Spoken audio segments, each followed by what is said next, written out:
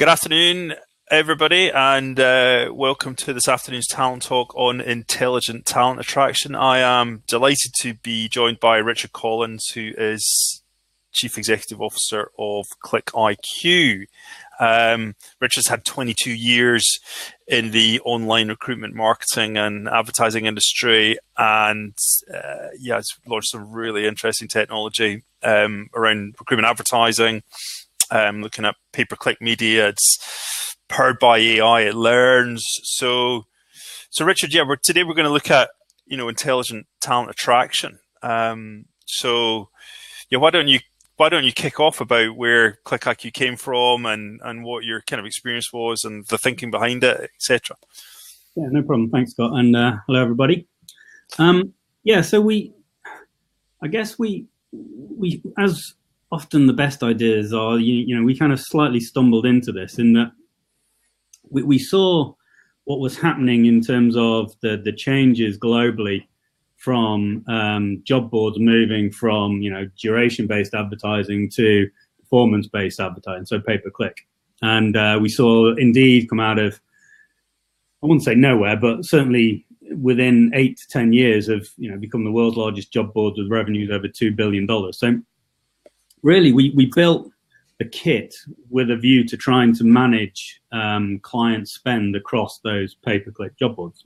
And the reason that we did it was simply that without the software, pay-per-click is one of these things that it sounds great in principle, but in reality, if it's not managed properly, it becomes an untamed beast and just it's terrible, actually.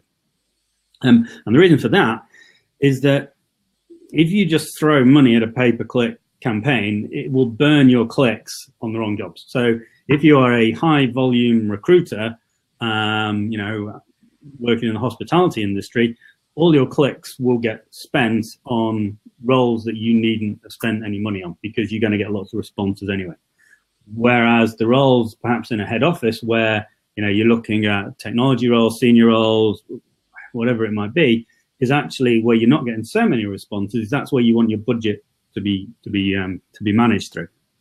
So we actually originally built the software to manage that particular problem. But I think what we've found over time is that that's only a small piece of the whole picture. And what our clients are increasingly asking us for is, okay, we're seeing the world change. It's becoming much more complicated in terms of how we fill that recruitment funnel, how we do the talent attraction piece, and can we use technology to automate, to manage, to optimize that particular process and give it a bit more intelligence. So that's, so we started off doing one thing, but as time has gone by, based on particularly our corporate clients, in-house recruiters, the demand has actually come more from, I say automation and about intelligent management. So that we can start to fill those funnels without our clients having to spend time managing job ads. They're actually spending their time, hiring good people rather than trying to decide what job board does this job ad go on and how much should I spend and all this kind of stuff. And that's really where the system has evolved from. And now it's got to the point where, it can now do all of that stuff for you automatically. So, every time a new job comes in, it learns from it. You set the system up based around, rules-based systems. So I don't know, you start by, you advertise your jobs on, Indeed's organic results. So Indeed organic is without that the single most important and most powerful way, I think, of any talent teams to generate applications. But, it only goes so far. And particularly when you get into competitive sectors, hard to fill roles, then actually that's not enough. So the next step is, right, okay, what do I do if that's not going to work? Right, okay, well, I'm perhaps going to sponsor that job and promote it that way so it goes up to the top of the listings to get more responses in. Okay, that's great. But what happens if that's not enough? And then we start to look at, using programmatic advertising. We use passive advertising to passive candidates, sorry. So, Facebook, retargeting, all of these kind of things. So we effectively, we move up the ladder of of how, let me just turn off my email so it doesn't ping at everybody all the time. We move up the ladder and of the difficulty of filling a role, because as you move up, invariably it becomes more expensive to generate those applications. So the system is designed to automate that process of, right, if I'm not going to get applicants at this level, then I move up to the next level and move up to the next rung, and so on and so forth, so that it starts at the bottom and it tries to generate those applications as low cost as possible. And yeah, that's kind of how we built it. So just to sort of bring it to life a little bit for people, give us give us an example of a case study where you start at the bottom and the levels that you would work up through. Yeah. So two examples that we always use is we have a client who works in the hospitality industry, and they generated, I think in January, 16,000 applications organically. So didn't spend a penny on advertising. And you think, wow, 16,000, that's amazing. However, that's for 3,500 jobs. So you do the maths on that, and actually you're talking about 5 applications per job. So really, you need to be probably generating twice as many applications as that. So, you take a chunk out of that big number of, perhaps 10 applications per hire, which is fairly normal-ish, particularly at a low skill level. And you say, right, okay, well, if I need 3,500 roles filling, that's actually 35,000 applicants. So the system sees that you can generate 16,000 applications for those roles. And actually, we use predictive analytics technology so that it looks at what has happened previously, and then it predicts how many actual responses a job is going to get. The system then makes decisions about that based on then going forward that actually that's not going to be enough, because the client says, well, I need 10 applications for a role. So it then takes it up to the next level, and it starts to sponsor those jobs that it knows or is not getting enough responses to, so that they wouldn't get those additional applications, so that the client has, increases the chance of them actually filling those particular jobs. So that's an example for a volume recruiter. You might have to, Richard, your screen froze for a couple of seconds. So could you go back to when you were talking about, right, we were getting 16,000 organically, but what do we do next?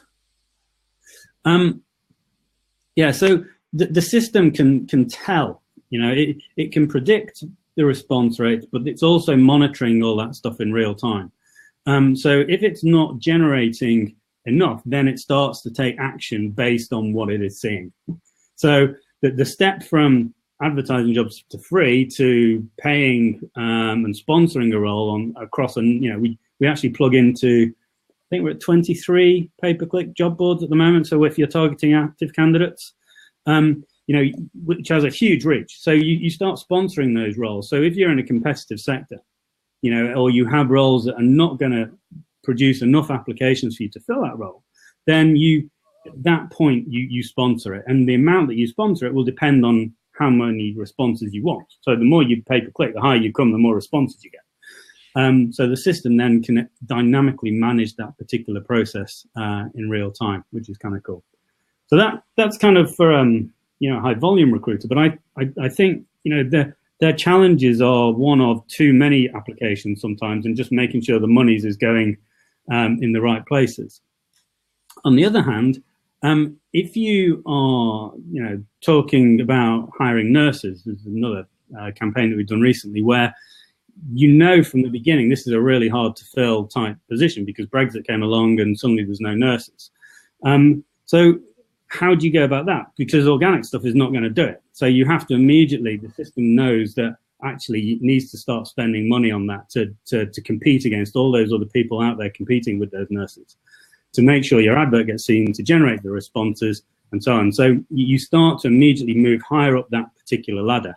And I think there comes a point when, part of why we're adding in additional, passive candidate is that job boards work to a point, but they won't solve everything. Because if there's no active job seekers in a particular sector, then you're just not, you can't attract what isn't out there. You can only fish where there's fish. No, So we're with nurses, right? And so the organic search on across the 23 job boards isn't going to fulfill enough, and then the paid kind of sponsored is not going to generate enough. So we're not going to get enough out of the active people looking. So when you going to passive, yeah. How do you talk us through that? Yeah, so for us, we are, unlike you guys, where you are managing an existing talent pool of people that have come in. For us, it's about trying to track them in to that pipeline in the first place. So we just put in Facebook advertising. So what the system does is, if you haven't reached the kind of numbers that you want, then it will automatically, it takes your job adverts and it merges them with your employer branding to create adverts that you're then targeting to specific users on social media. So whether that's Facebook or Instagram at the moment. But again, we're kind of expanding that right now. With a view that, those passive job seekers or those areas like IT where you just don't get people responding to adverts, you can suddenly reach those people using that type of technology. But it's all automated. There's none of this having to go to an ad agency and say, right, I've got 10 grand that I want to spend on programmatic. Actually, you can do this on a job level so that it automates based on the rules that you set. And then you can set budget, whether that's, 50 quid on a job to actually. Richard, you froze again a little bit. So just at the bit where you were saying you'd have to go to an advertising agency with 10 grand, start from there. Yeah, just saying that if you, that works if you're working, on a big scale or doing a big graduate campaign or whatever it might be. But on an individual job level, certain jobs will not generate responses. And if you're only looking for one or two candidates, how do you actually target those people on those passive channels? And I say the system will merge the actual job itself with the creative, take that and place it into the feed of individuals that match the targeting that you're after, to try and bring those people into your pipeline. And then, things like your candidate ID, Scott, and, you guys can then start to manage that particular funnel once they've come into it. But for us, it's about filling the top of that attraction. And as we gradually move up, the harder to fill, the more stuff that we have to do. Have you got, kind of metrics around, views, if you pick a kind of hard to fill, kind of challenging roles, metrics from kind of views to clicks to applies? Yeah. So obviously the big factor in all this is employer branding. And, I think you and I are both direct marketeers, and when people start talking about employer branding, sometimes you kind of, maybe. But if you are a well-branded employer, you will generate vast quantities of the responses to your ads for nothing. And then it's a case of when you turn it off. But no matter how well you're branded, if you're Marks and Spencer's, you will still struggle to attract people coming into IT roles. No matter who you are, that's always difficult. In terms of metrics, so from a click basis, we would expect to see, I don't know, anywhere between 7 and 12% conversion rate from click to application. Though obviously that massively depends on your application process itself. If you've got a horrible legacy system ATS application process with hundreds of hoops to jump through, then that's going to be lower. And, to be honest with you, I'm so anti those things, because what happens is the more difficult people make it to apply, invariably it's the best people that drop out first. So not a fan. So you got, so to say, 7 to sort of 12% coming into apply. In terms of global averages, 1 in 5 applications is an interview, 1 in 5 application interviews is a hire. So in theory, 1 in 25 applications will generally get you the person that you're looking for. So you can then work backwards. On our system right now, I think, look, this morning is about £1.50 an application on average. In January, it was 38p. So it kind of depends on market forces and what we're paying. So if you're saying you need 25 applications, then through the system, we should be achieving that for about 35 quid. So it's it's super cost effective, but it only works where you've got active job seekers, actively looking. I think when you're into those very, very niche skill shortage areas that I think, the candidate ID technology works so well in, that, for us, it's, the metrics then start to fall apart because you just cannot generate, the kind of volume that you want within those very niche technical areas, perhaps. What do you think would happen if you marketed, rather than marketing, see, if you're marketing jobs to people, then the only people that are going to engage are those that are active and actively looking. Okay.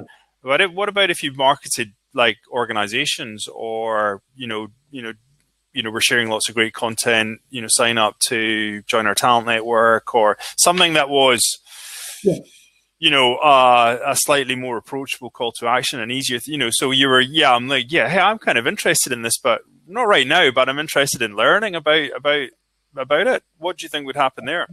I think it's really interesting because, one of the things that we're finding, particularly on passive and Facebook and all these kind of medias, that actually applying now is less relevant because, if you're a job board, you have your CV in your hand, you're ready to apply, and therefore that is the correct call to action. I think as you start talking to passive job seekers, you then need to improve this engagement, look at beyond just the job advert, and look at, as you say, marketing yourself as an employer. Integrating chatbots is a really interesting thing. So, rather than here's an application form now, actually, I want to start talking to somebody and finding out more and registering my interest and increase that engagement rather than I want the CV now. I also think that, if you look at things like the nurses example, those guys, they tend to apply at the end of the shift in the middle of the night, and they tend to be on the phone and they don't tend to have a CV. So actually using chatbot technology like Recruitment Bot is a really good way of how you start to engage and help with those conversion rates and just having conversations with people rather than just dropping a CV at that particular moment in time. Yeah, I mean, certainly, because we were interested in, the fact that there are lots of people that would be interested in your organization and in your roles, but maybe not right at the moment, but they would be interested in, staying in touch. And we're obviously able to identify from everybody who's interested in you, how interested they are, how engaged they are, and are they ready for when are they ready for a hiring conversation? If it's not right now, maybe it's in a few weeks or a few months when their situation has changed. So I'm wondering whether how effectively you could use, your technology to build the talent pool or the build towards attract people that were, passive people that were potentially interested, but didn't want to apply at the moment. Yeah, I think using the kind of tech that we do is a great way of filling that pool. And whether that is a job-based ad, whether it's an open day, whether it's a meetup, whether it's an employer message, whether it's a signing up to an individual within your organization's newsletter about just actual value-added stuff. I think there's no reason you can use it in any which way you can, but ultimately you have to fill that pool somehow. And I think. You guys talk a lot about GDPR, and I see there's a question on the side actually about that. It'll be interesting to see if we are in kind of talent pool Armageddon in however many weeks it is when GDP goes live, and how are organizations, are they just going to delete all of this data? And if they are, they're going to have to start rethinking about how they bring those people back into their organizations, because all that old data, if it's going in the bin, you need to create new. And I think you have to continually be thinking about filling the funnel, building the pool, communicating with the pool, adding value to that pool, so that you can use the kind of tools that you have, Scott, to then bring people in at the point that they are ready to do that. A lot of our clients are, they're trying to answer a need of, I need somebody now because somebody has left my organization and I need that filled now. And I think if they can fill it from an existing, supply, that's great. But equally, by throwing that net out there, you sometimes come up with some interesting applicants that obviously you wouldn't otherwise. And given how low cost it is to do that, to do the two things together is an ideal world of using what you've already got and also seeing who's out there right now looking for those kind of roles, I think. Yeah, I think we firmly believe in, building high quality net new, all the time in terms of people that, potentially might work for you in the future, rather than just everybody who's looking for work right now and the focus on applicants. I mean, one of the challenges with the focus on applicants is that you tend to get a heck of a lot of them. And it's, if you're making it really easy to apply, like move to one-click apply, then that means that you've got a ton of stuff to go through, a ton of applications to go through. And, when somebody, applying for a job can be, in most instances, a fairly big deal. So if you don't get the response right, then the potential for a really poor candidate experience is significant. So, better to market organizations, to people, and, they will find their way to looking at what the current opportunities and the live opportunities that you have right now, because they're all in the public domain on the career site. All you've got to do is be able to see when people do that, so that that they're at that stage of interest. Have you so if you for example, if you marketed organizations and you had an interesting enough call to action such that people wanted to engage with you, then from that, by seeing what they do, you can then identify the ones that are most interested, as well as, people will go ahead and apply, but the ones that are most interested, the ones that are happy where they are, but they're passive and they're high quality, but they're looking as though they're really interested in an opportunity and require follow-up. Yeah, I was just going to say, I think that depends on the type of organization and the type of jobs that you're recruiting, because, there are, without doubt, I mean, I watched Adam present about Specsavers, I think. Was it Specsavers that you guys deal with? Yeah, Specsavers, yeah, optometrists, yeah. And there's a great example of where you've got a very defined market of individuals, and actually marketing the organization really works. However, there's also a big chunk of, you think how many employers are out there. It's not everybody can be like that and be that big brand. And actually, there's a whole chunk of job seekers out there that just want a job, actually. And, they live in a certain location and they haven't really thought a great deal about what the organizations are. They're not prepared to move because they've got family, and therefore they start, and the first place they do is they go to Google, they type in that they're looking for this type of job in this location, and actually bringing those people into that process is important. I then think you've got another set of people who are the kind of people who are, perhaps more career focused, working more niche areas, where actually their moves are based around building a career in the organization that are becoming more and more important to them. But equally, you have people that just want to go into the office and do their thing and get paid well for it, and go home and not worry about it too much beyond that. Yeah. Have you had any experience where people have used you to market anything else apart from jobs? No. Yeah. Ultimately, we're working. We've marketed open days, actually, to be fair. So we work with a client who they effectively work within the justice sector, so prison justice, and they actually find people to work in prisons. And what's quite interesting about it is particularly teachers in prisons. And what is interesting is that you try and get someone to apply for a job in a prison, they will not do it, because they have no idea, unless they've already worked in a prison, what that environment will be like. So rather than go straight to the job, and this probably actually proves the sort of stuff you're talking about, Scott, that if you can drive people to an open day in an environment, so i.e. a prison environment, where they get to see what it is like working in those places, you suddenly get a lot of hires off the back of it, because partly people want to go and see it, and they will not apply without having seen it, because they don't know, is it going to be safe? And all these sort of questions. Whereas if you can get them to go to that particular place and they can see, what it is like in that environment, then suddenly they want to actually apply. And we did a campaign one open day in London, and I think they had 60 people. I mean, it's crazy numbers of people. 100 people turned up, and like 50 to 60% of people actually went on to be hired as a result of that.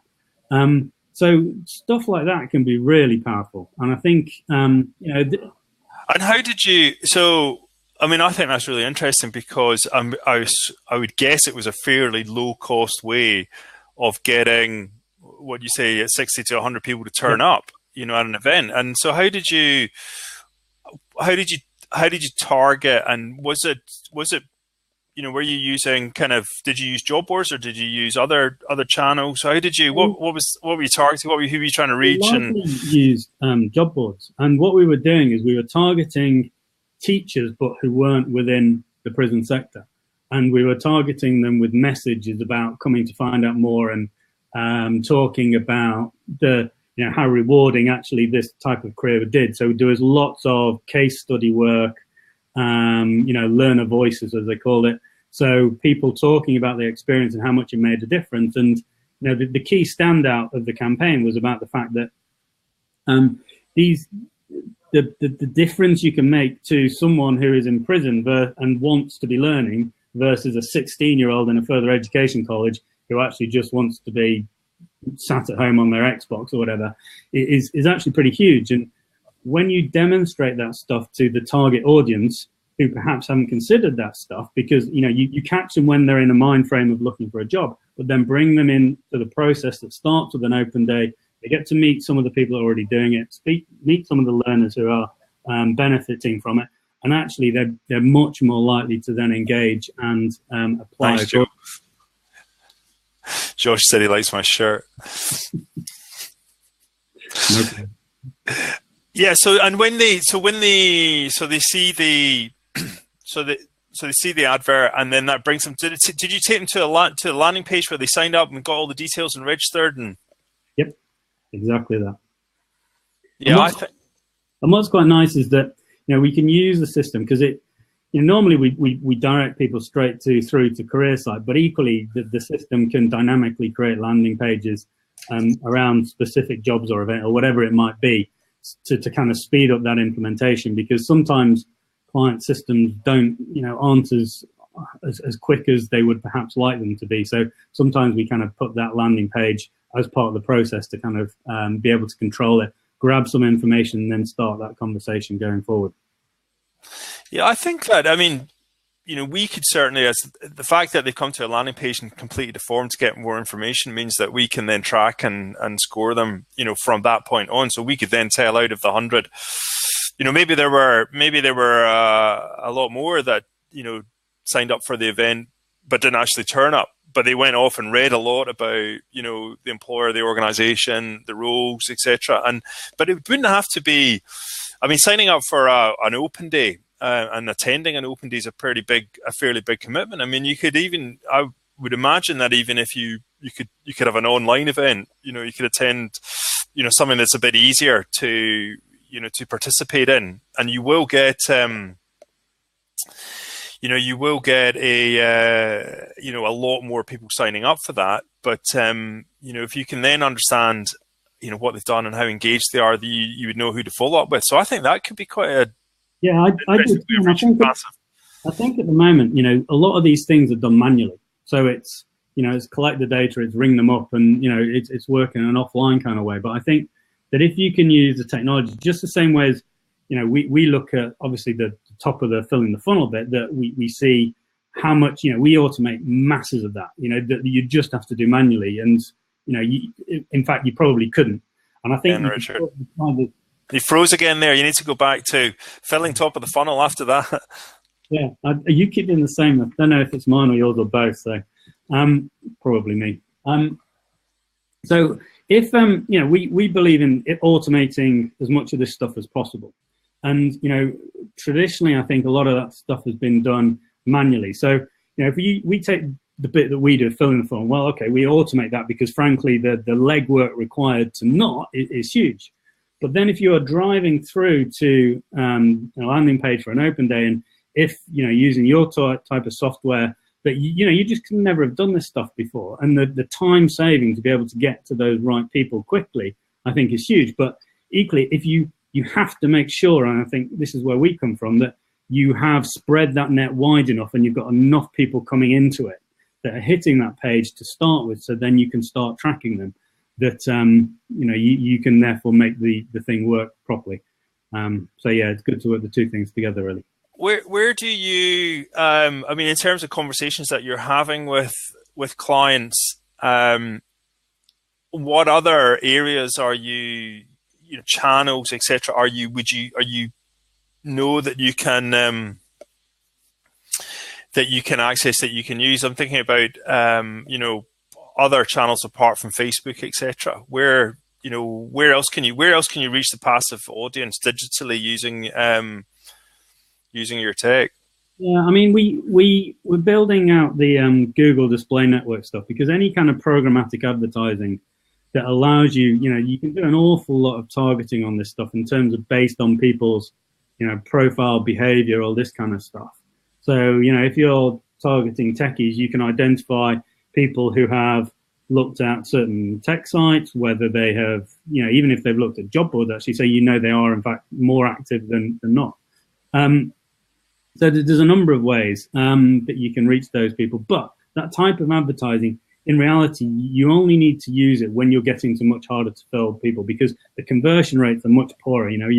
You're talking about probably 5+ times more expensive using that than if you are reaching someone out on a job board. But the reality is that, as I said earlier, not everybody is using that stuff. So there comes a point where you are prepared to pay that bit more money, because if the alternative is a recruitment agency fee that you don't have in the budget, then what choice do you have? And I think what we're trying to do is to bring the whole lot down a level so that you can get more people in at the bottom end at a lower cost, so that you don't have to go to the very top and end up on the agency side. Yeah. Okay.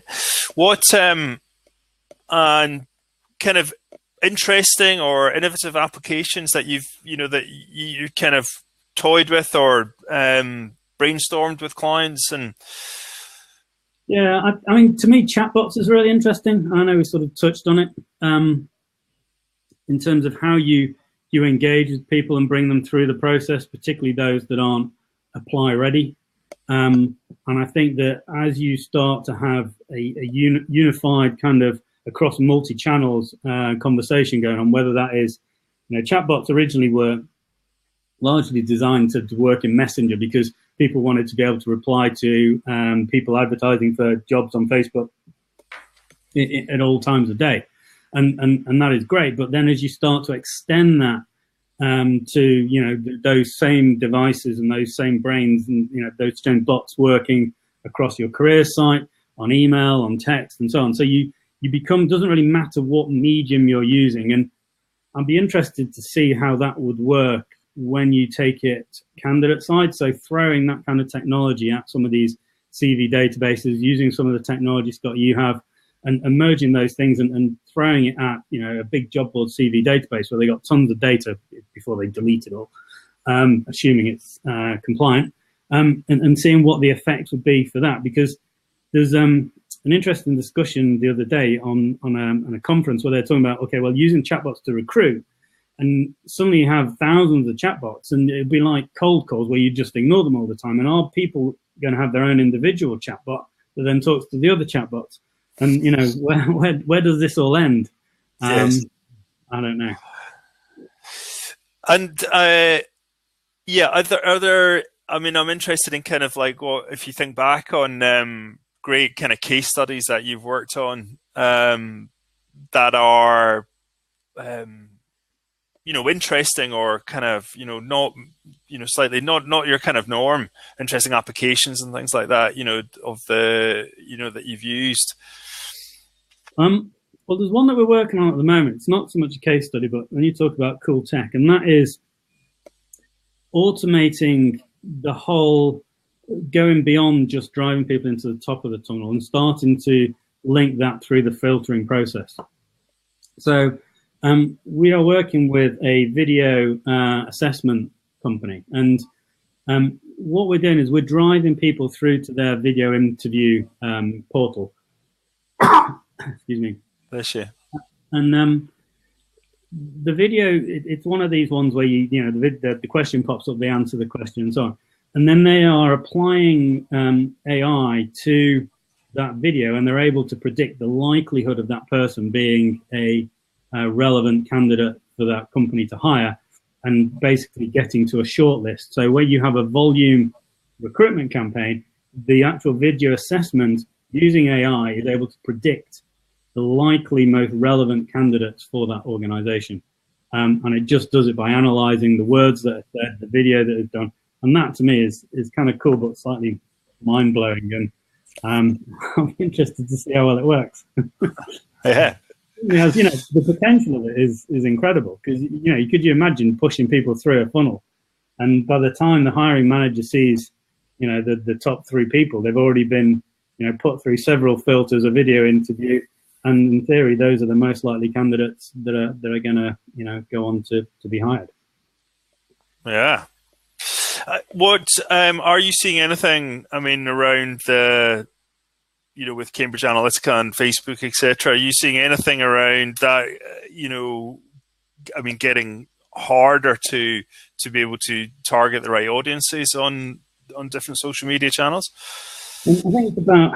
Don't get me wrong, I'm no expert on GDPR. We are not able to identify from what we do individuals.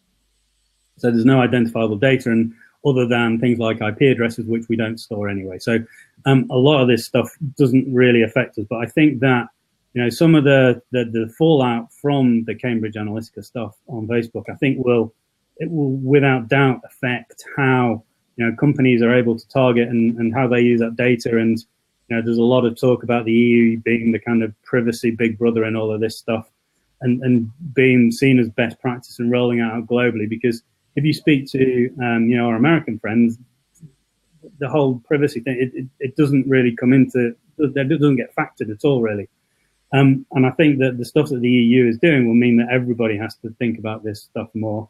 I think that this idea of talent pool Armageddon, if people genuinely are going to delete the data, if they're not allowed to use it, or whether they keep on using it until they get caught, which I suspect will often be the case. But I imagine there'll be some big fines handed out fairly early doors to try and discourage that type of behaviour. But I definitely think it completely changes how you engage with people that want to work for your organisations, and how you go about attracting those people in the first place, for sure. Yeah, no, absolutely. So, yeah, I don't have any. That was. Yeah, I think for me, this situation is not going away. It's only going to get harder, and so the ability to be able to understand how to cost effectively and cost effectively use technologies like yours is going to be something that people are going to need to get their heads around going forward.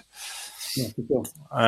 Have you got any kind of in closing, have you any kind of tips for people that are kind of thinking about trying kind of programmatic? And yeah, for me, it's don't major in the minors more than anything. There's a lot of technology out there that will automate a lot of this stuff, and you can get really complex really quick. But if you've not got the basics in place in the first instance, the whole thing's not going to work for you. I think you have to pick your technology stack based upon the type of organization you are and the sort of needs that you have. So, what works for a volume recruiter does not work for a niche recruiter, and that idea of a triangle where you move up, actually for a niche recruiter, the triangle is sometimes upside down, and you have to move up to get any kind of volume of candidates. So I think, in the next year or two, I think we'll continue to see a big move towards performance-based advertising, for sure. Google for Jobs will influence that as well. I think that we will see a big move towards automation, which is kind of, you only have to look at the marketing automation space, and, what we're doing within the recruitment space is just following what happened in the digital marketing space. So, that level of automation.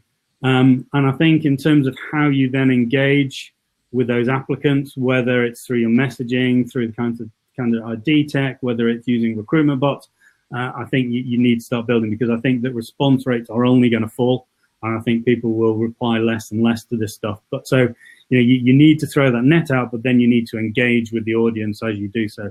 And I think you have to do those things in balance, or else you're just not going to be successful when it comes to finding the best talent. Brilliant.